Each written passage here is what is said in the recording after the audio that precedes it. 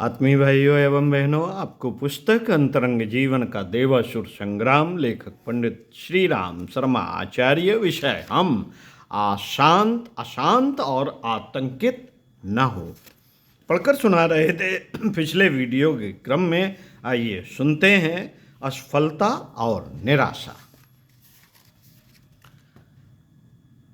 साथियों, असफलता के समय दिल छोटा करने और निराश होने की क्या बात है। असफलता के समय दिल छोटा करने और निराश होने की क्या बात है। क्या बात है। प्रथम प्रयास अवश्य ही सफल होना चाहिए, यह कोई जरूरी नहीं। संसार में प्रयत्नशील व्यक्ति भी 2/3 असफलता और 1/3 सफलता का अनुमान लगाकर काम करते हैं, उसी पर संतोष करते हैं और उतना ही पर्याप्त भी मानते हैं। एक परीक्षा में एक बार फेल हो जाना कोई ऐसी विपत्ति नहीं है। एक परीक्षा में एक बार फेल हो जाना कोई ऐसी विपत्ति नहीं है जिसके लिए अत्यधिक चिंतित और निराश हुआ जाए। अब की बार फेल होने पर 2 वर्ष की तैयारी में अच्छा डिवीजन मिल सकता है और आगे की नींव पक्की हो सकती है। जिंदगी इतनी लंबी है कि उसमें 2-4 असफलताओं के लिए भी जगह रखनी पड़ती है। हर काम में सदा सफलता ही मिलती रहे, तब तो मनुष्य मनुष्य न रहकर देवताओं की श्रेणी में गिना जाने लगे। यह सोचकर परीक्षा में अनुत्तीर्ण होने वाले अपना साहस समेटे रह सकते हैं और उस खिन्नता को भुलाकर दूने उत्साह से अगली तैयारी में लग सकते हैं। इस बार नौकरी न मिली,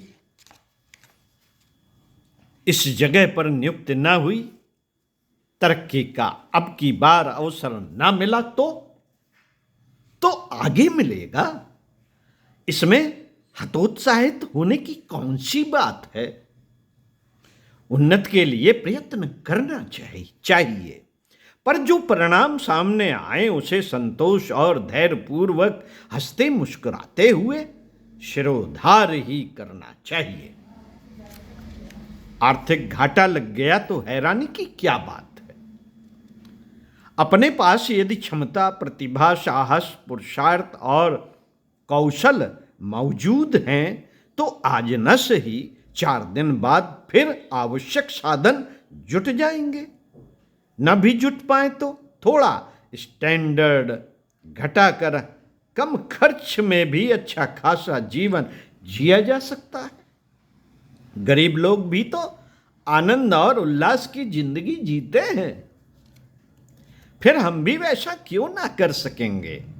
खर्चों में कमी कर डालने से गरीबी अखरने वाली नहीं रहती। समय ने हमारी आमदनी पर कुल्हाड़ा चलाया तो हम अपने खर्चों में काट छांट कर आसानी से उस संतुलन को पूरा कर सकते हैं। समय के अनुरूप अपने स्तर को घटा लेने का साहस जिसमें मौजूद है, जिसे हल्के दर्जे की मजूरी में अपना गौरव नष्ट होते नहीं दिखता, उसके लिए घाटे की स्थिति में भी परेशानी का कोई कारण नहीं। साथियों, परिस्थितियों के अनुरूप अपने को ढाल लेने का जीवन विज्ञान जिन्होंने सीखा है, उनके लिए अमीरी की तरह गरीबी में भी हंसने और प्रसन्न रहने का कारण मौजूद है। जिन्हें श्रम करने में शर्म नहीं आती, जिन्होंने प्रयत्न, पुरुषार्थ, साहस और उल्लास को नहीं खोया, वे आजीविका का उपयुक्त मार्ग आज नहीं तो कल प्राप्त कर लेंगे। कल पंजाब में सब कुछ खोकर आए हुए और आज ठीक प्रकार जीवन यापन करने वाले शरणार्थी भाइयों का उदाहरण हमारे सामने है। अधीरता तो कायरता का चिन्ह है। मुफ्त की मौज उड़ाने वाले हरामखोर हानि का रोना रोए तो बात समझ में आती है, पर जिनकी नसों में पुरुषार्थ मौजूद है वह तो जमीन में लात मारकर कहीं से भी पानी निकाल लेगा। वह क्यों निराश होगा, वह क्यों सिर धुनेगा। लक्ष्मी पुरुषार्थ की चेरी है। जिसके पास पुरुषार्थ है उसे लक्ष्मी के चले जाने की चिंता क्यों करनी चाहिए।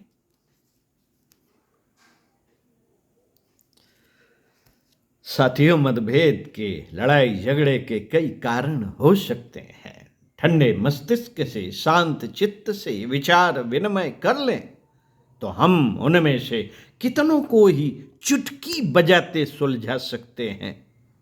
उत्तेजित दिमाग तिल को ताड़ बना देता है। उत्तेजित दिमाग तिल को ताड़ बना देता है और राई को पर्वत बनाता है।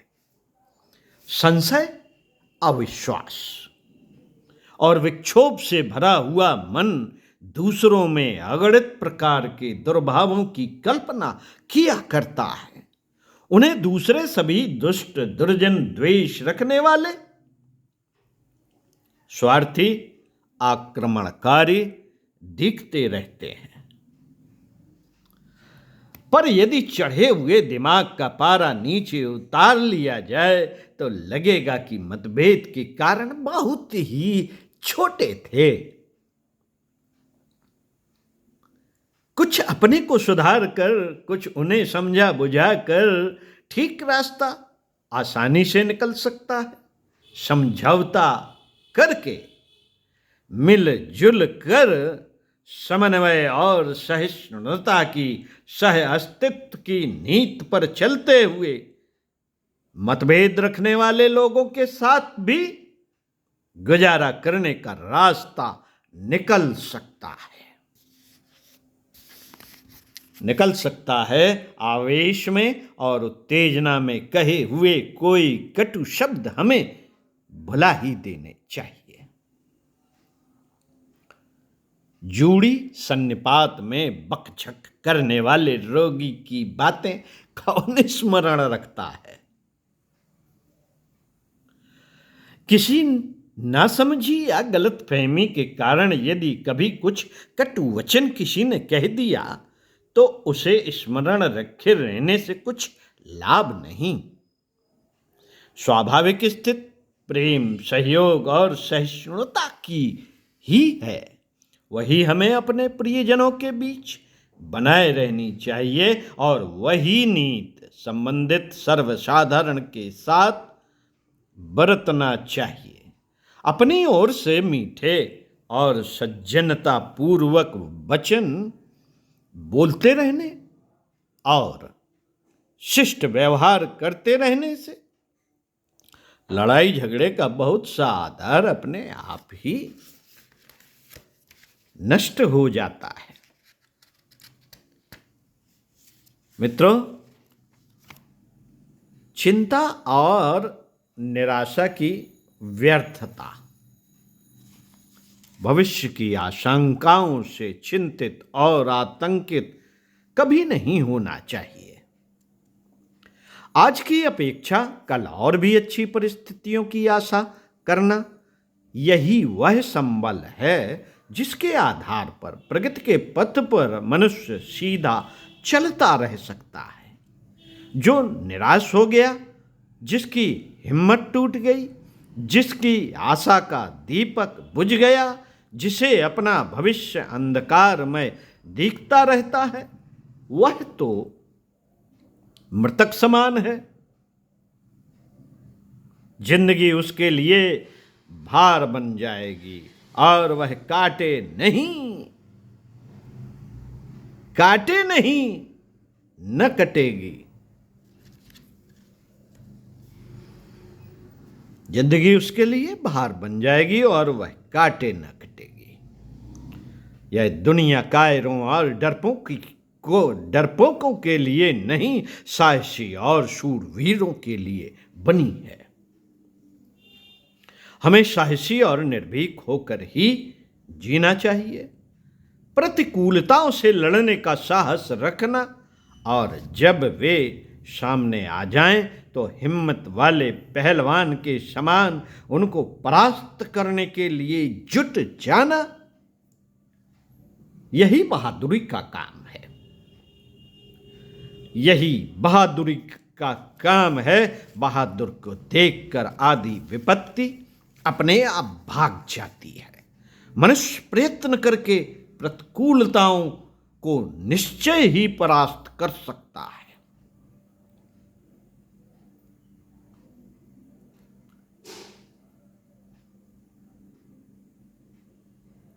अंधकार के बाद प्रकाश का आना जब निश्चित है, तो विपत्ति ही सदा कैसे टिकी रह सकती है।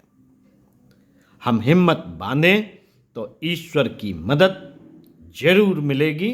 परमात्मा सदा से प्रयत्नशीलों की, साहसी, विवेकवान और बहादुरों की सहायता करता रहा है। फिर हमारी ही क्यों ना करेगा। शांत के बाद यदि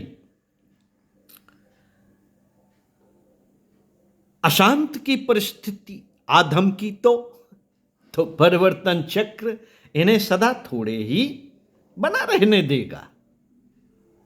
अशांति के बाद शांति के क्षणों का, विपत्ति के बाद संपत्ति का आना भी उतना ही निश्चित है जितना रात के बाद दिन का आना। फिर हमें निराशा क्यों हो, हम अशांत और आतंकित क्यों बने। साथियों, समझदारी, ईमानदारी, जिम्मेदारी और बहादुरी को जीवन का एक अविच्छिन्न अंग मानेंगे। चारों ओर मधुरता, स्वच्छता, सादगी एवं सज्जनता का वातावरण उत्पन्न करेंगे। जीवन में अपनाने योग्य सूत्रों को चिंतन मनन करते रहा जाए, विचारों को घुमाते रहा जाए, तो यही विचार एक दिन हमारे व्यक्तित्व में परिलक्षित होने लगेंगे और निश्चित ही व्यक्ति निर्माण होना शुरू हो जाएगा। ओम शांति। आज की बात समाप्त। अगले वीडियो में आपसे इसी क्रम में अंतरंग जीवन का देवासुर संग्राम पढ़कर सुनाएंगे। प्रसन्न रहें, प्रफुल्ल बने।